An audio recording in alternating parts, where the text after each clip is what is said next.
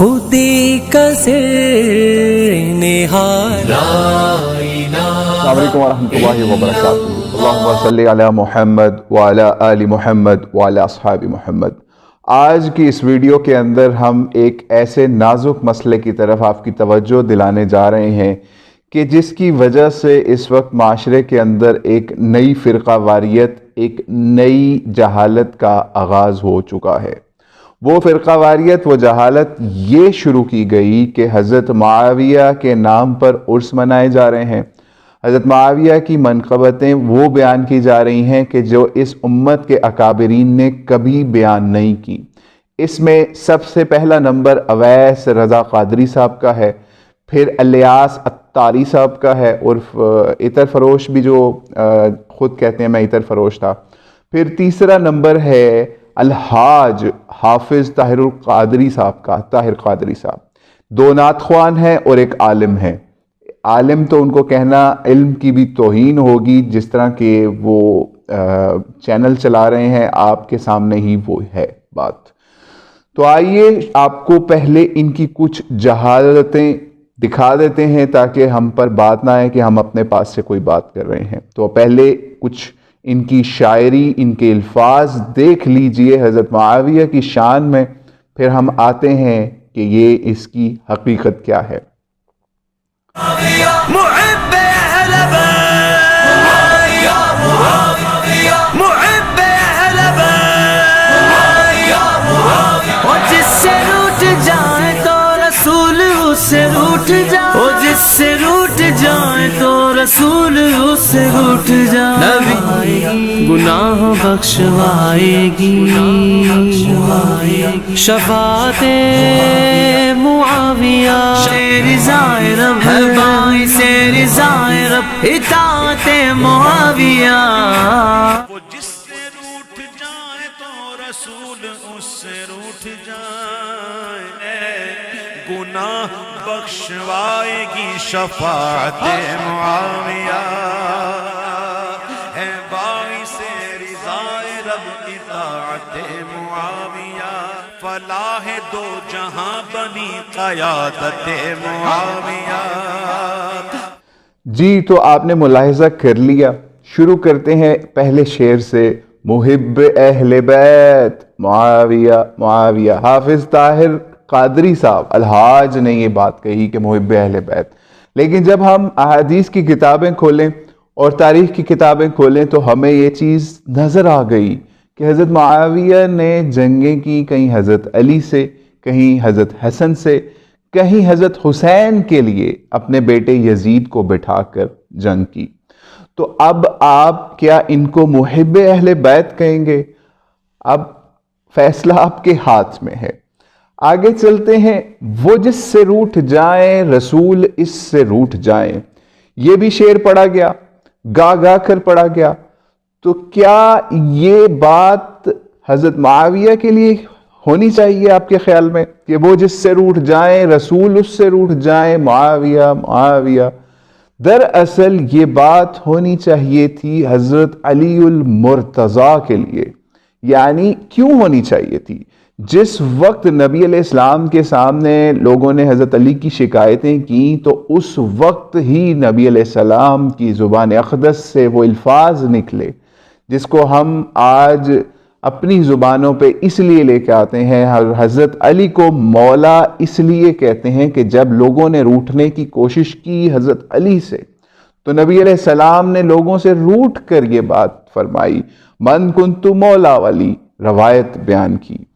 تو اب آپ بتائیں، خود فیصلہ کریں، کیا یہ الفاظ حضرت معاویہ کے لیے ہونے چاہیے تھے؟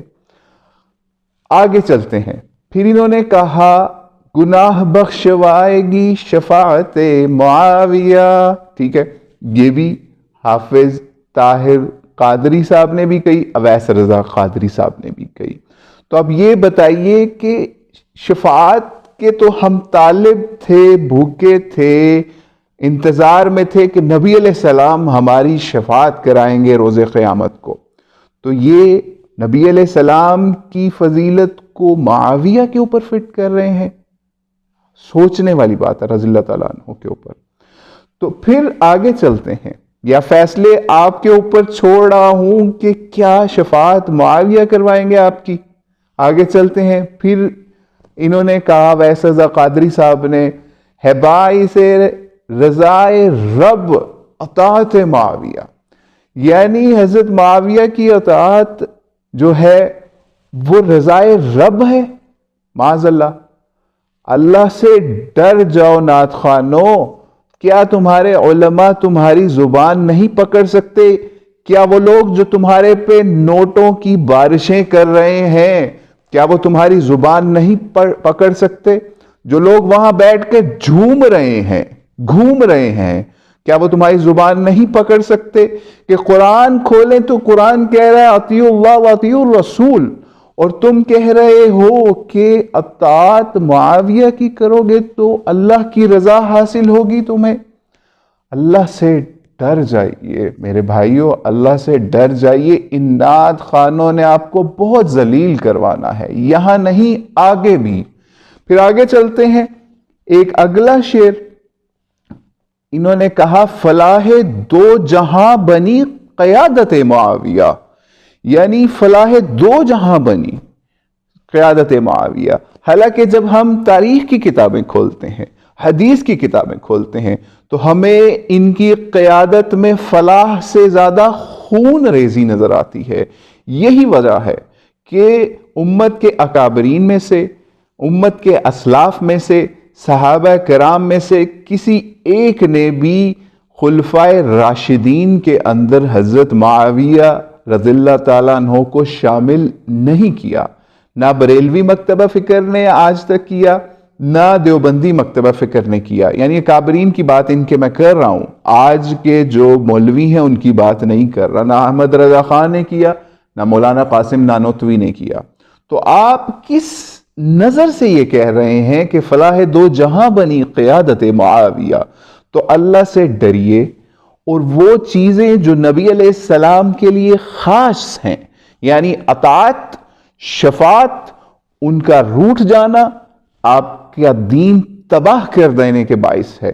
وہ چیزیں آپ اگر حضرت معاویہ کے اوپر لگا کر یہ سمجھ رہے ہیں کہ لوگ نوٹوں کی بارش کریں گے آپ کے اوپر، تو آپ نہایت بڑی جہالت میں مبتلا ہیں.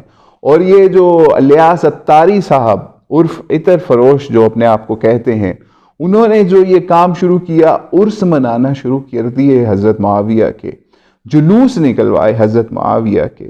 تو کیا یہ دین نے ہمیں سکھایا طرز عمل؟ کیا ہم یہ کام کرنا چاہیے ہمیں یہ؟ تو اللہ سے ڈر جائیے. نعت خوان اور نام نہاد علماء جو یہ کام کر رہے ہیں اور لوگ ان کو نہیں روک رہے، ان کو اللہ سے ڈرنا چاہیے. جو جس کی فضیلت ہے اس کو وہیں رکھیں، اس کو اتنا نہ بڑھائیں کہ آپ شیطان کے پیروکار بن جائیں. تو اللہ سے ڈریے.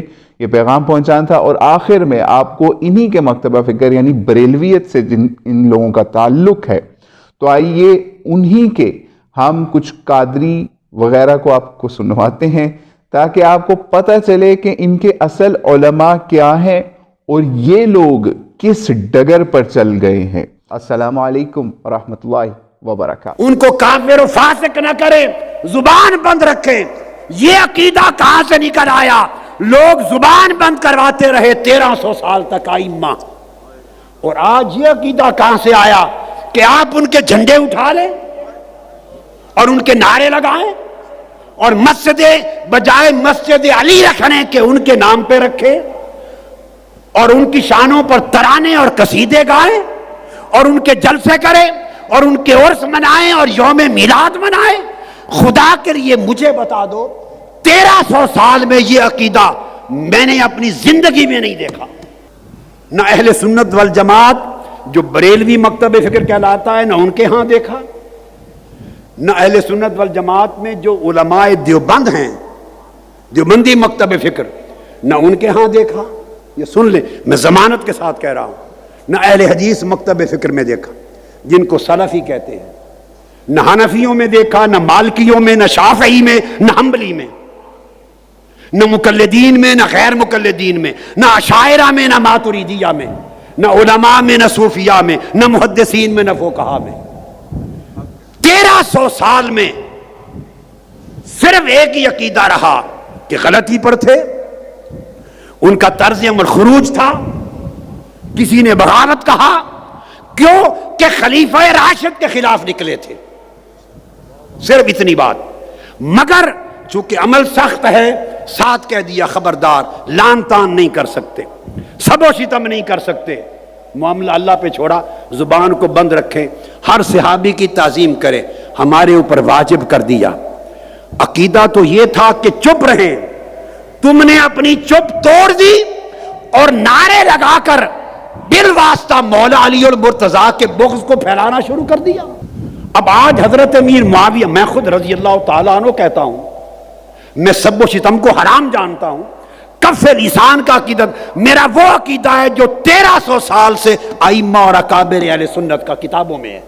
سبحان ربك رب العزة عما يصفون وسلام على المرسلين والحمد لله رب العالمين وصلى الله على سيدنا محمد وعلى آله